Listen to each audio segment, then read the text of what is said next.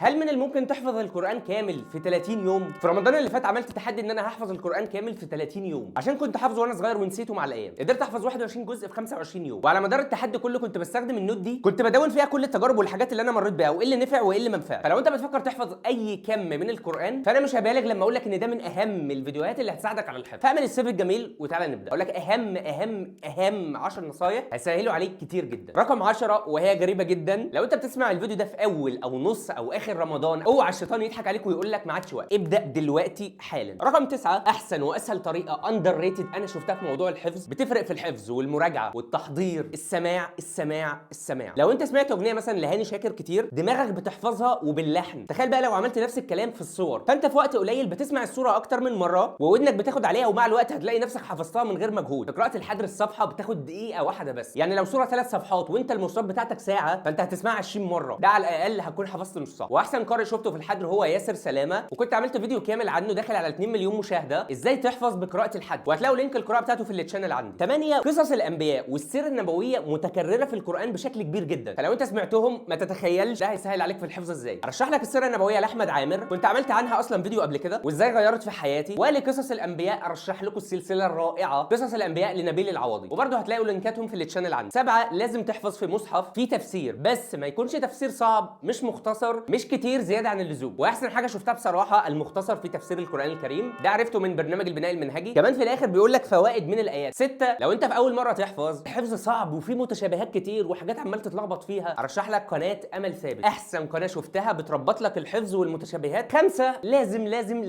لازم تسمع على شيخ او على الاقل حد تسمع عليه، مش بس عشان تلتزم ويحمسك، ولكن عشان انت ساعات بتحفظ غلط، فلما تيجي تسمع لو بتسمع على نفسك عمرك ما هتعرف الغلط ده اصلا. 4، لو انت بتحفظ مثلا صفحه بصفحه وانت بتحفظ، اربط معاها اخر ايه في الصفحه اللي قبلها واول ايه في الصفحه اللي بعدها. لا تتخيل الهاك دي بتربط القران في دماغك ازاي، من غيرها بتلاقيك حافظ كل صفحه لوحدها بس مش متصلين ببعض. 3، لازم تخصص لنفسك مكان ثابت ووقت ثابت تحفظ فيه، واحسن وقتين شفتهم من بعد صلاه العصر في المسجد لغايه صلاه المغرب، ومن بعد صلاه الفجر لحد الشروق. 2، نصيحه مهمه بالذات لو انت عندك ADHD زيي وذهنك بيتشتت بسرعه، دايما وانت بتحفظ خليك قدام حاجه، في حيطه قدامك مثلا، المهم عينك ما تبقاش مكشوفه للمكان، فاي حد هيعدي بتتشتت. الموضوع ده فرق معايا جدا. 1، وهي اهم حاجه والناس اللي متابعاني عارفاها، وهي احسن طريقه شفتها لحفظ القران كامله شامله متكامله، طريقه الحصون الخمسه، وكنت عملت عنها برضو فيديو. الحقيقه في نصايح اكتر بكتير، فلو عايزين جزء تاني قولوا لي، وكل الطرق والفيديوهات اللي انا قلت عليها هتلاقوها في الشانل عندي، ادخلوا شوفوها او سيب كومنت وانا هبعتها لك. الفيديو الجاي بقى هقول لك ازاي تتدبر وانت بتقرا القران. لايك، فولو، وشير الفيديو مع حد من صحابك، هتاخد ثواب كل ما هم يحفظوا من غير مجهود.